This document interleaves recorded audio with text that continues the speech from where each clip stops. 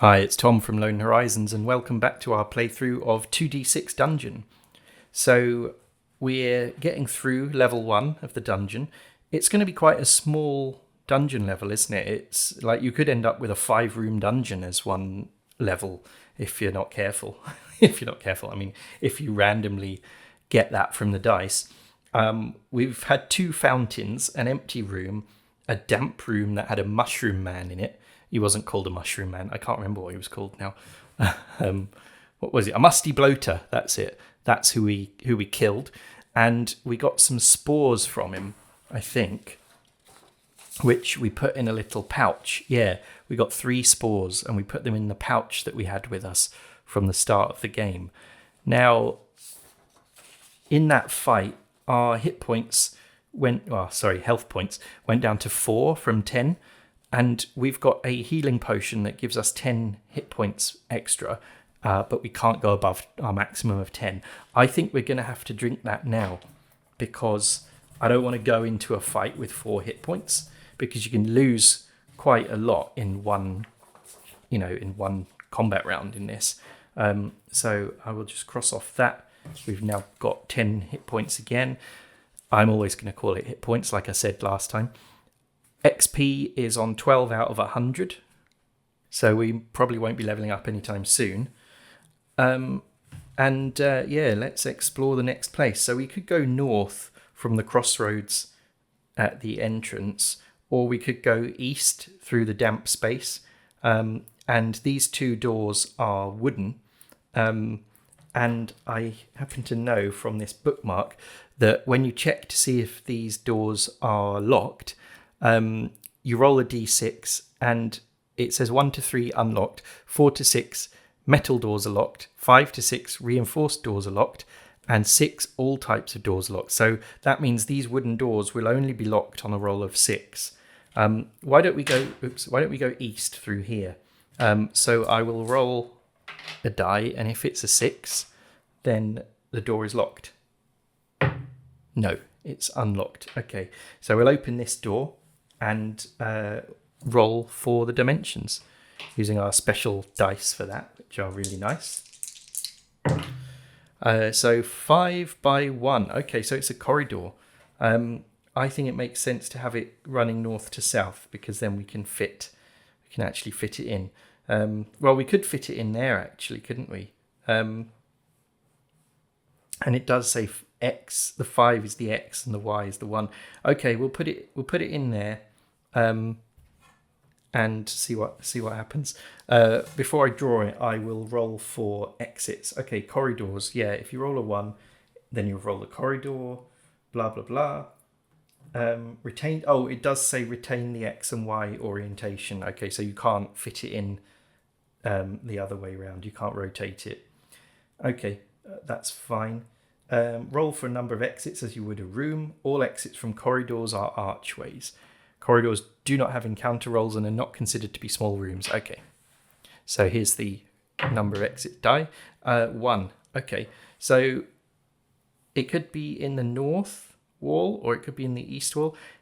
If it's in the north wall, it just looks like it's kind of redundant. So it makes sense to me to put it in the east wall opposite, which would be... Oh, it's an archway though, isn't it? Not a door. Okay, so we can draw that in. That means we're going to see into the next room straight away. Let's see. But I don't think there's rules for that in this. Here we go.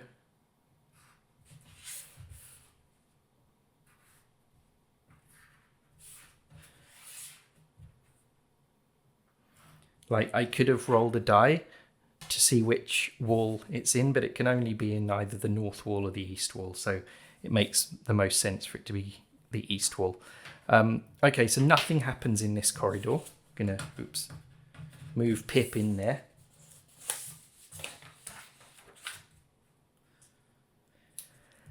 And yeah, we'll go through this archway and roll for the room dimensions. We're just going to have to fit it in whatever it says. Let's see what it says. 3. Oh, that's good. There, we've got 3 squares left going west to east. By 1, it's another corridor. It just carries on. It's like a corridor that just continues. Okay, so we'll do the same thing. Roll for the exits, and all exits from a corridor are archways. 2. Okay. Right, I think...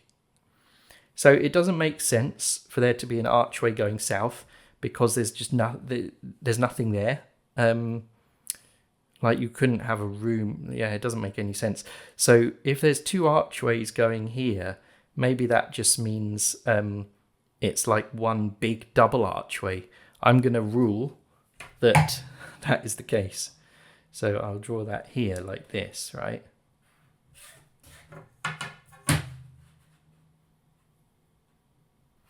Whoops. There we go. And we will roll for this room. It's quite a weird dungeon layout, really, isn't it? So 4 by 3. Okay, so 1, 2, 3, 4. That's good. By 1, 2, 3. All right. And let's roll for the exits. None. Right. Okay. Here we go.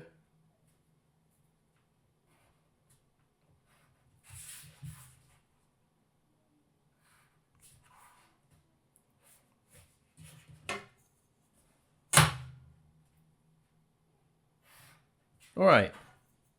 So we've got a kind of normal room here going on. So we can roll to see what is inside it. All right. Let's see. What's that? Level 2, level 1 rooms. Yes. Here we go. So these 2 dice. Blue is the primary die. Yellow is the secondary one. 4 and 1. Let's see what it says.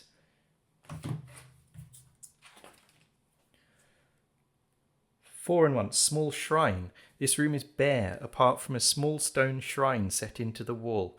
Roll on GOT1 to identify the shrine's god. Right, this is just like the fountain rooms that we had 2 of already in this dungeon. I'm basically getting a bit of a kind of just dark, cold, empty, religious dungeon that must have been used as kind of like some kind of temple originally, I suppose. What was it? 4-1. I'm going to put this ruler there.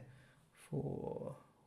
Yeah. Okay. So roll on GOT1 for the shrine's god. Exits are random type of door, but it's not.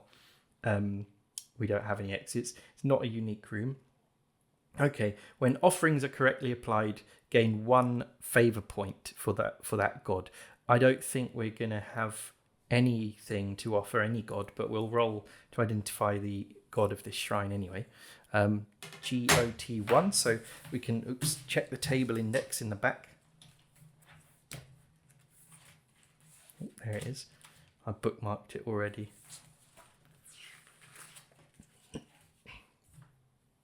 God table 172. Okay, so 1d6. 6. It is Radicina the Redix again. So this god has quite a lot of influence in this old ancient temple that we seem to be exploring. That's funny. Okay, so it's Radicina the Redix. We'll look at her card again, but I don't think we've got anything that she'll like that we can give her as an offering. So this is a shrine. I'll just write that there.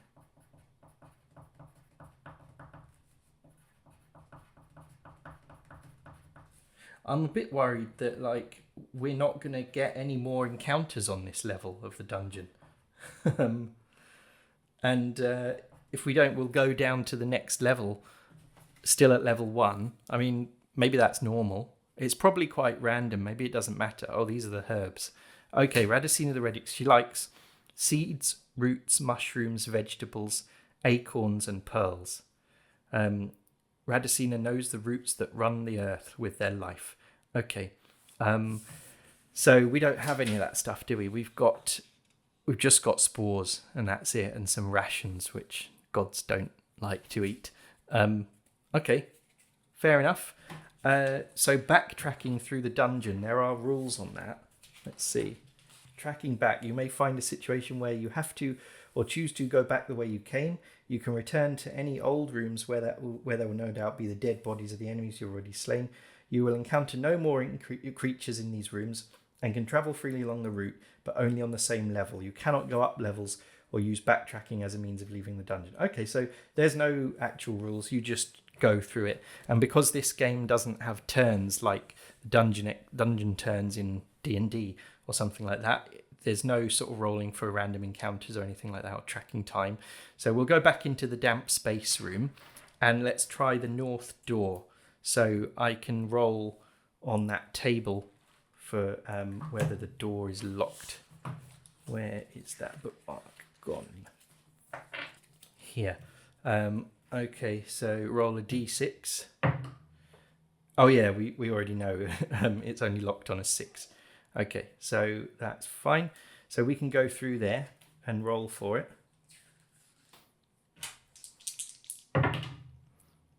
One by one. Okay, this is... All right, that's fine. So this is kind of an example of what can happen when you have random dungeon generation in a game. You just get the weirdest layout ever. I know before I was talking about like the mythic underworld and stuff like that, but this doesn't really feel like this, does it? This is just odd, and like we're just not going to be able to make any progress. I don't know. Let's keep going though. But there's 2 exits from it. Okay, so it's just basically a really, really narrow corridor, really short corridor. And how can there be 2 exits? I am going to say, yeah, let's go with 2 exits. But one of them, oh no, there can't be, can there? Because exits from corridors are always archways. So if there was one here, it would take up that whole square and then open into here, which doesn't make sense unless it's a corridor. So I'm going to say there's 1 exit and it's an archway to the north. So really, we've just found a 2 square corridor. Okay. And there's the exit there, that archway to the north. All right. So let's keep going to the north. 4 by 2. Okay, it's not a corridor. Good. Let's see. So 4x by 2y. And do we need to roll for what type of exits there are? Oh, you find out that on in the rooms table, don't we? Actually, okay. So let's do that. Roll for what kind of room it is. 4 by 2. So that is 1, 2. 1, 2 is abandoned guard post. Okay, there is a dusty table here upon which sits a dry tankard and an empty wooden bowl. Okay, so maybe we can take those with us. Beneath the table is a pile of rubbish. Roll on table rupt 1 + 1. And the exits are wooden doors. Okay, I wanted to know that because it affects, if they're archways, then that affects how I draw the room, doesn't it? So 4 by 2. How many exits are there? None. Great. I should have known. So let's go this way. 1, 2, 3, 4 by 2. So there's a pile of rubbish here that we can search. It's an old abandoned guard post. All right. So I'll write that.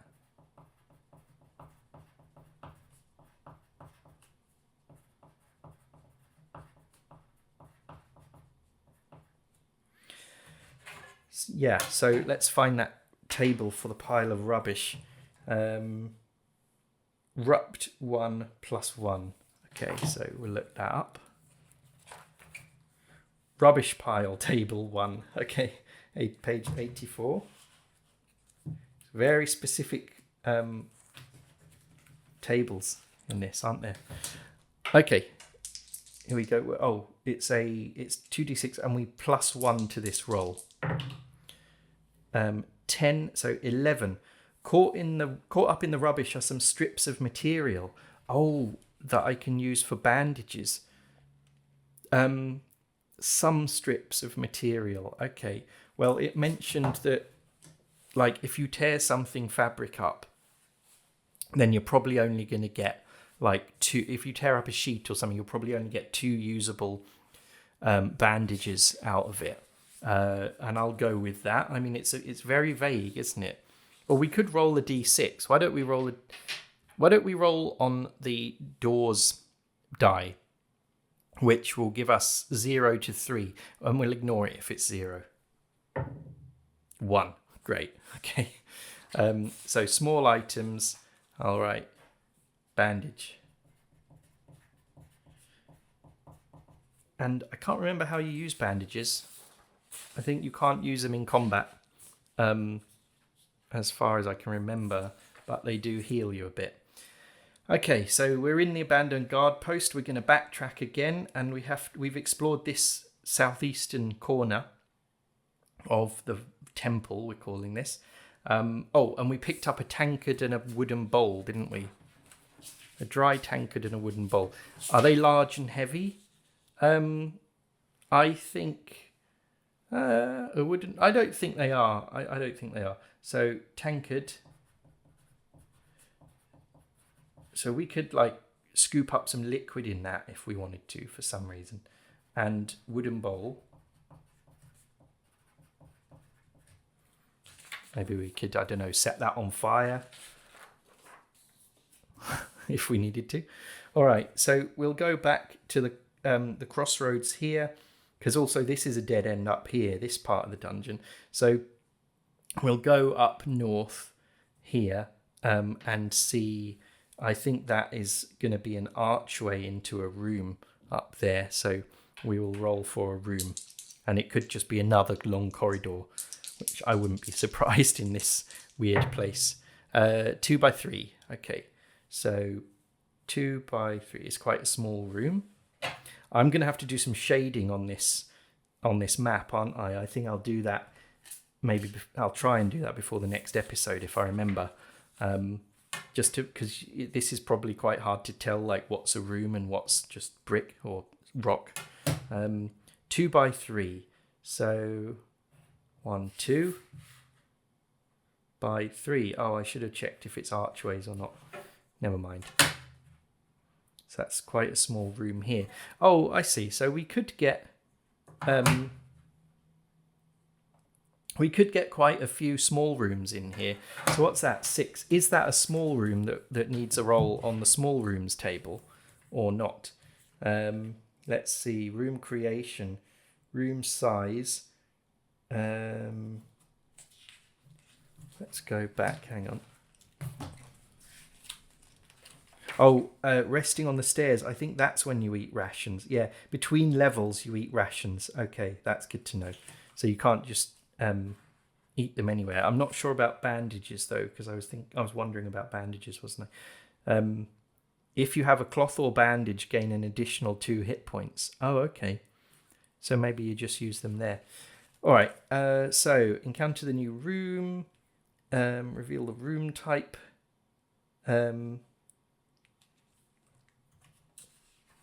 I just want to check what is a small room. Small rooms. If you roll 2, 3, yes, we have. That's a small room, okay. So you roll on the level rooms table. Sorry, rather than rolling on the level rooms table, roll on the small rooms table for that level. For example, L1SR. That's going to be this one, isn't it? For level 1, small rooms. L1. SR 103. Okay. I'm going to bookmark the normal rooms table. Oh no, that's not it anyway. Okay. Right. Bookmark the index. So this small rooms table, let's roll on there.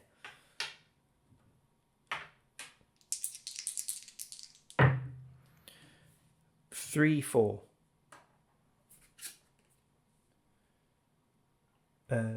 This is 4s. What's that? Level 2 rooms. Hang on. 103.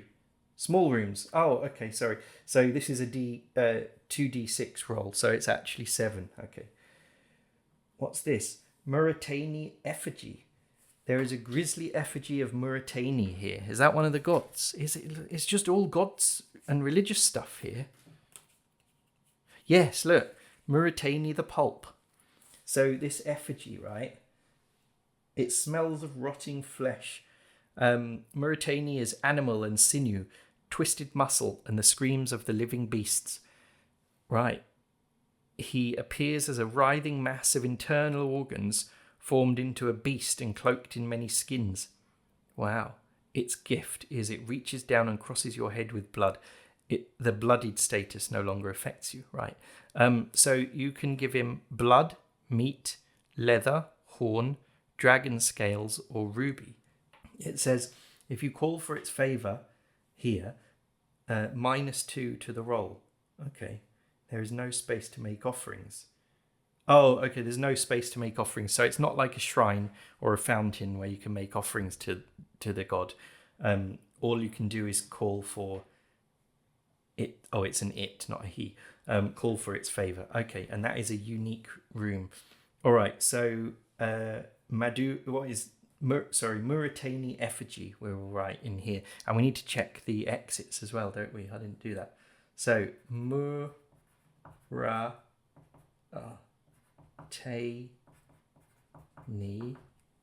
effigy. Okay, exits die. Well, because if there isn't an exit here, the whole dungeon is just a dead end, and we'll have to check the rules about what you do in that situation. There's one, good. Okay, and what is the door? This space is too small to be a normal room, but it's not a corridor. All exits are archways. Okay, so let's see. Is it in the north room or the east room?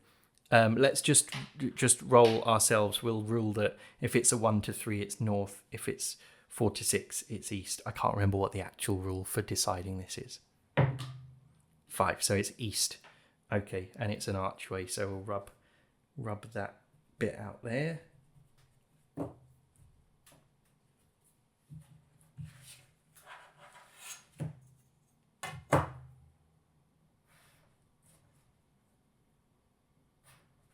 There, okay. Right, that's an interesting god. I don't know who would choose to worship him, to be honest. But this is interesting because we definitely got a theme going on for this dungeon level. Okay, so through this archway then, going to update that a bit. We will roll for the next room, and hopefully something will happen in the next room. 4x4, and we roll a double, so that means we roll again and add them. 5x6, so that would 6x5, so 4x4, so 10x9. Wow, that's big. 1, 2, 3, 4, 5, 6, 7, 8. It'll have to be 8x9. Wow, that's massive. Yeah, this will definitely be a large room, won't it? I can double check, but I'm pretty sure it will be. By 1, 2, 3, 4, 5, 6, 7, 8, 9. And if it's archways, I'm just going to rub out a bit the lines. I don't mind.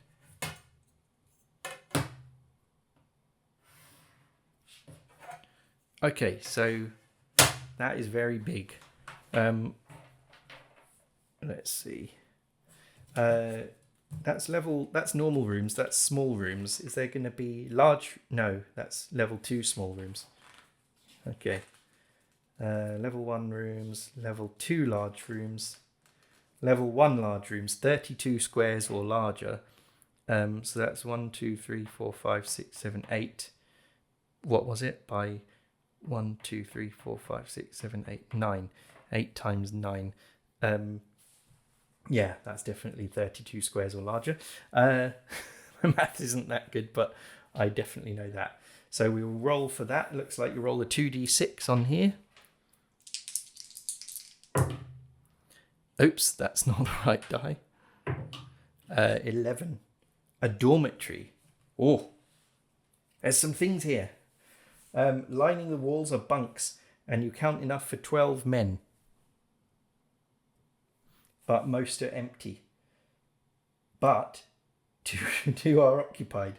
Roll on LW1 -1 and LWO -1. They attack after roll on CT2. And there's wooden doors here. And this is a unique room. This dormitory. Okay, so I'm going to write that. We didn't write down what enemies we encountered in these rooms, did we? Musty Bloater, wasn't it, in here? I'm going to write... just going to write him in. Just because it's nice to have a record of all the monsters that we fought. So this is the dormitory. Dormitory. Is it dormitory? Yeah. And we'll find out who this is. Let's roll for exits as well, which are going to be wooden doors. 2 exits. And I'm just going to choose to put 1 in each wall of the west and east. Putting them in a place that makes sense, basically. Okay, so let's check these tables out.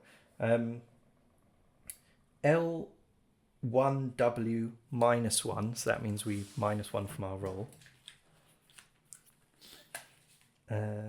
L1W, level 1 wardens, page 95. Okay, we're going to have a fight here on our hands. Oh, it's the previous page. Okay, wardens. So this is like people, I think, because this is the human ancestry dungeon. 5.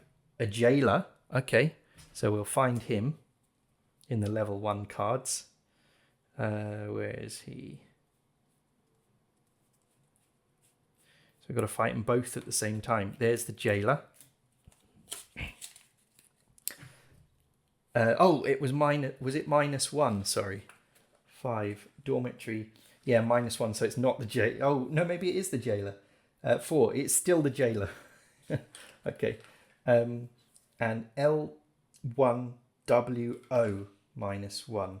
L1WO, workers. Okay. So D6 -1, 0. Okay, we'll just say it's 1. I'm pretty sure that's what you're supposed to do. Thug.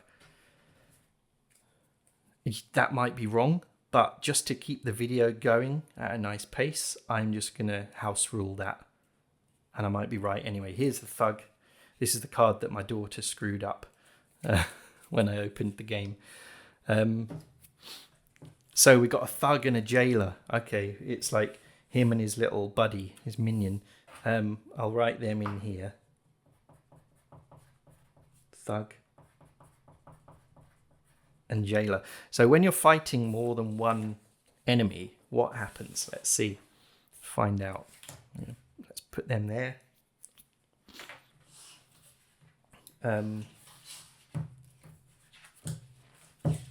We have to remember there's another table to roll on after this fight as well, because I think there might be some loot or something. Combat. Where is combat? Combat sequence 20. 22. Okay, 22. So combat.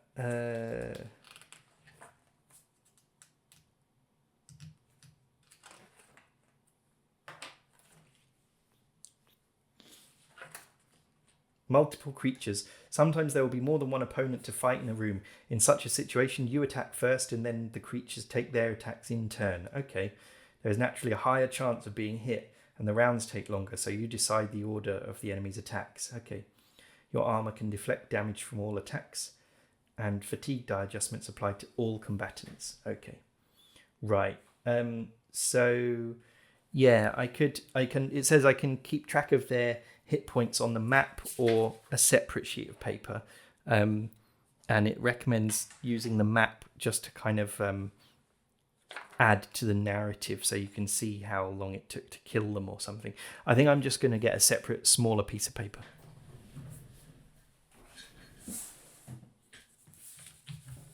All right, here we go. So we've got, I think it doesn't say anything about like they don't have initiative or dexterity or anything like that to find out who would be faster in attacking.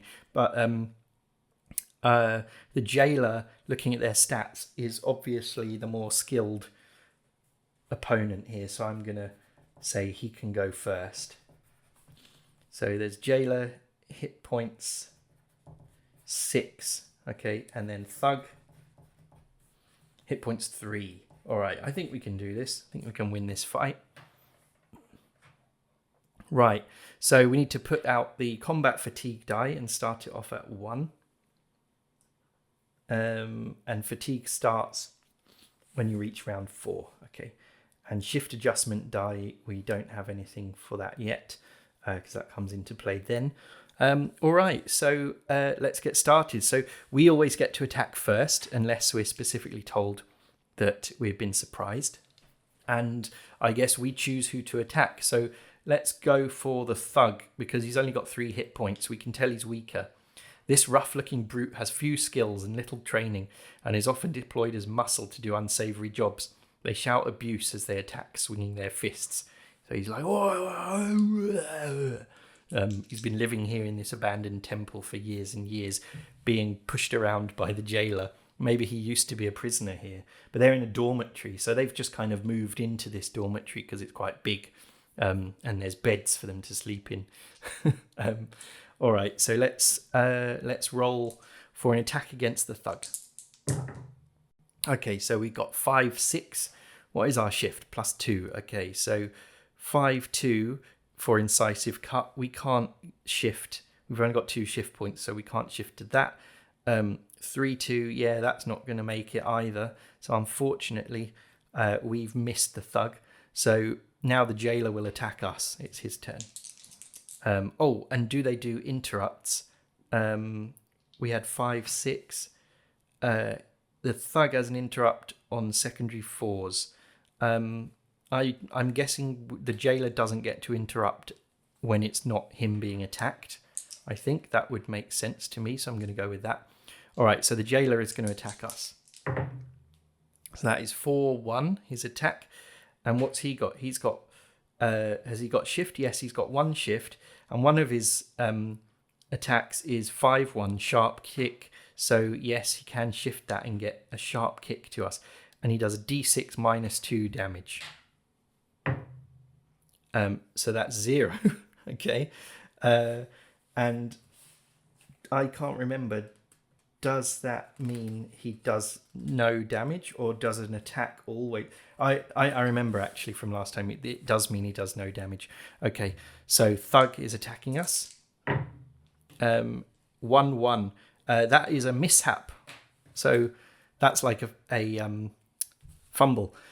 So let's see, the thug tries a combo of swing and uppercut, but misses and topples over, gain 1 extra attack. That's great. Okay, good. So he's lying on the floor now. And Pip is going to go for him again. And we get 1 extra attack, which I think we'll use against him unless he's killed in this first one. So 2-2. We can do a thrust with 3-2, or we can't do an incisive cut. So yeah, we'll shift from 2-2 to 3-2 using 1 shift point, and we can do 1d6 of damage against him. He doesn't have any armor, I don't think. 1 damage. Okay, so Pip with his longsword just whips him across the back with the longsword and cuts him. He's down to 2 hit points, but we get our second free attack against him. 5-6. Again, that's what we rolled before, isn't it? And that's no good. So that is a miss. All right, so back to the jailer. 5-6 as well. He can't do anything with that. And then the thug attacks us. 6-5. He only has 1 move. He's really bad, the thug. He's not very good at all at fighting. He can do a punch, but that is 3-2, and he only has, 1 shift. They both have +1 shift. Okay. Oh, what round is this? No one hit anyone at in the first round, right? And then I might be getting this wrong. Then we hit the thug in our turn on the second round, and Now the thug is attacking us, and he's missed. So that's still the second round. Now it's the third round. Okay, so the fatigue die goes up to 3, but nothing happens yet. That's important to track that. I completely forgot. Okay, so that was the thug. Now it's our turn again. We're going to attack the thug again because he's the weakest. 1, 6. That's not good, is it? No. That's no good for us, unfortunately, because you can't turn it. You can't like shift from a 6 back to a 1. It doesn't work like that. So now the jailer will attack us. 3, 6. He can do 3, 3, but he only has 1 shift point. Yeah, he can't shift to us, to one of his moves. Thug attacks us. So he got 6, 2. Yeah, that's no chance to shift. Okay, so now it's round 4. And let's see. When you reach 4, +1 shift. Okay, so everyone gets +1 shift, remember? Making it more likely that someone's going to hit someone else, which is nice. So yeah, this is us attacking the thug again. We keep rolling 5, 6. Everyone rolls 5, 6 in this fight. So again, yeah, not much we can do there. The jailer attacks us. 4, 2. He does 5, 1. So if he had 2 shift points, he could do it, but he doesn't. 3, 2. No, 3, 3. Okay, yeah, he still can't do it. So thug attacks us. 4, 5. Yeah, that's not going to do it with his 1 shift. That is the end of that round. It's now round 5. So 5 is +2 shift. Oh, I forgot about the extra shift points. Okay, we'll just carry on. I'm not going to try and remember everything that just happened. My brain is too fried from looking after a 1-year-old all day on a Saturday for that. So yeah, we will just go to our turn. So this means we now have 4 shift points, okay? Again, 5, 6. I can't stop rolling 5, 6. So 4 shift points lets us do incisive cut here because we can shift from 6 to 2 and use all 4 shift points. So that does a d6 +1 damage to the thug. So let's do that. So that is 4 damage to the thug, and he is killed. I'll just do that. I don't know if I did that last time. Oh, actually, we weren't fighting more than one enemy at a time, were we? Okay, so now we have the jailer's attack on us, and what is his shift now? It's +3. Okay. Oh, double 6 prime attack roll. That is like a critical in D&D. With a whip of their fist, the chain shoots out and lashes your knuckles. Lose 1 hit points if not wearing gloves. Oh, okay. So this says being a jailer has made them tough, but their skill in combat is limited.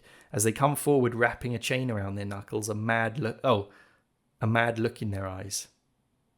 As they come forward wrapping a chain around their knuckles, a mad look in their eyes. That sentence doesn't actually make sense. You could say a mad look is in their eyes. But anyway, we're in the middle of a fight and we're being whipped with a chain, so never mind. So the chain shoots out and lashes your knuckles. Lose 1 hit point if not wearing gloves. Okay, so yeah, we're not wearing gloves. That's not too bad, actually. We only lost 1 hit point. It's funny that that's what he gets on a double 6. It's not very good, but good for us anyway. Right, so that was his turn. That means we're now on turn 6. And now we're on +3 shift. And it remains +3 till the combat is over. Also from +7, any interrupts that enemies have involving movement don't work anymore because they're too tired. Okay, so we are attacking the jailer and we now have +5 shift. 3, 5. Yeah, we can definitely do something. Can we do incisive cut? So 3, 4, 5, and 1, 3. Yes, so we can shift the 3 to a 5, and we can shift the 5 to a 2 with with 4 points. No, can we? Wait, shift is +2. It's 5 points. Sorry, so we can use 5 points to do it. Yeah, okay. D6 +1. This all goes a lot faster when you're not narrating it, by the way. If you're thinking this combat system seems like it takes a while, it actually really doesn't. It's only because I'm explaining it. And maybe as we go through the dungeon, maybe I'll stop being so vocal as we get through the combat and as you pick up the rules. Oops, okay, that's the roll. So it's a D6 +1 for incisive cut. So that is 5 damage. Wow. Oh, wait, interrupt. Because we did incisive cut. On 2s, on secondary 2s, which we do for incisive cut, we do -2 damage, unfortunately, because he barges into us. Okay. So what was that going to be? It was going to be 5 damage, but it's actually only 3 damage. Okay. So that's a nice little combat rule. All right. So he gets to attack us. Oops. 2-2. And he's got 4 shift points. So what can he go to? He can... The closest thing he can go to is punch. But I think if he can make it to sharp kick, which is better, then he should really do that, because we're told they always use their best attack. They always shift to their best attack. So can he do it? He has got 4 shift points. 5, so 2, 3, 4, 5, 2. Yeah, he can do it, actually. So he rolls D6 -2 damage on us. Oh, yes. So no damage. That's good. Okay. Right. So it's now combat round 7, and I think, and that means no barging is allowed anymore, because it's related to movement and it's an interrupt. So he can't do that anymore, which is great for us. All right. So here we go. Here's our attack. Double, which doesn't actually do anything when you roll a double. 5-5. So we can shift that to incisive cut, and he can't barge us now. And that is a D6 +1 damage. I think we're definitely gonna... we probably kill him. 5, 6 damage. He is killed because he only had 3 hit points left. I used to add sound effects to the Dungeon Crawl Classics solo campaign, and it took so long doing all that in editing that I gave up on it, just so that I could get more episodes out faster. But I'm adding them vocally for you as we go through this game. All right, so look, they have treasure, and then we have another table roll to do after. So the thug has no treasure. The jailer has treasure. Roll on PT1 +1. And the XP we get for them is quite nice. 16 XP in total. So that is 28 XP now. Okay, so we're a quarter of the way, roughly, to level 2 now. That's pretty good. So let's roll for the jailer's treasure and see what he had first.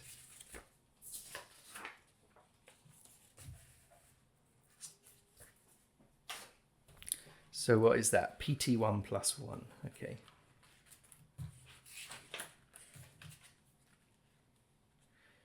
Pouch tables. Okay. Page 80.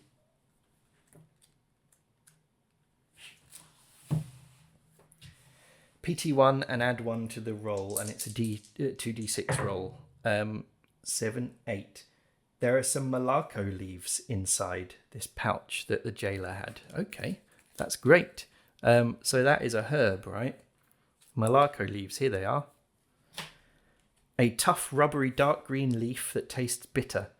Oh, you can sell it for 4 gold coins per dose. An ingredient for the following medicine and potion bombs. Chewed Malacco is the only ingredient of that. Healing balm, it's one of 2 ingredients, and it's not used in potion bombs. Okay, so you can chew it, that means, but how do we know what that does? It doesn't say. I will read up on herbs in between this episode and the next one, and I will get back to you on that. So that means he had the herbs in a pouch, right? So we can take the pouch with the herbs in it, I'm guessing. That would make sense. So pouch. What did it say? There are some Malacco leaves. Okay. I'm just going to write Malacco leaves. And I'm not sure how many there are. Maybe Malacco leaves, plural, could be one ingredient in a recipe anyway. So it could be like just a little pouch full of them. All right, we got something out of that. And now there was the other table that we're supposed to roll on. It was we got the dormitory on the large rooms table, level 1 large rooms, and it says it's unique as well. This room, I don't need to write that down, but that means on this level of the dungeon there can only be one dormitory. So dormitory. After roll on CT2 table. Okay, find out what that is.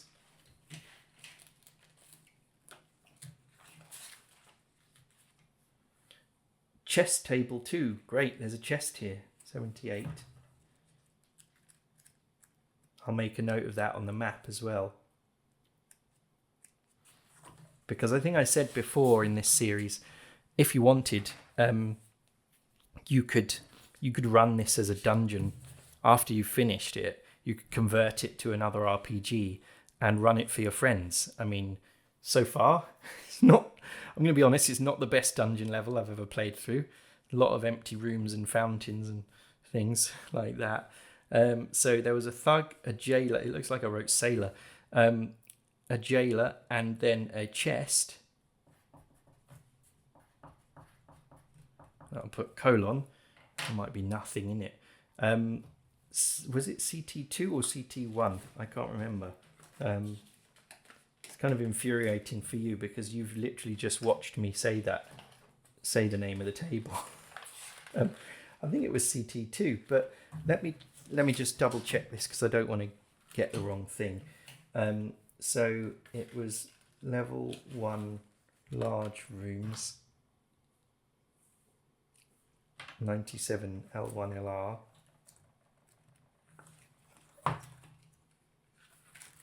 dormitory, CT2. I thought so, but I just didn't want to guess and then have everyone tell me in the comments after. All right, so here we go. 7, 8, 9. You tip out a collection of objects, including a purse containing 2d6 plus 20 silver coins, I think, and a bracelet worth d6 plus 10 gold coins. That's great. So how many silver coins are there? Oh, 10. That's great. So 30 silver coins we've got. Do we write coins? Yes, look, we write them down here. Look, we didn't have any money before. 30 silver coins. And a bracelet worth d6 plus 10 gold coins. So 15 gold coins. Wow. It's worth that. So bracelet. Again, to me, a bracelet seems like a small item, right? Let me know in the comments. What do you think? Are these things I've listed as small items actually small items, or are they large? So bracelet.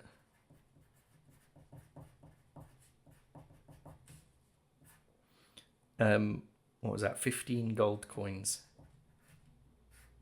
There we go. Because you are allowed to leave the dungeon. There are rules on that. And you can go back to the town and do things in the town, like spend money on things. So the chest had, how many silver coins? 30.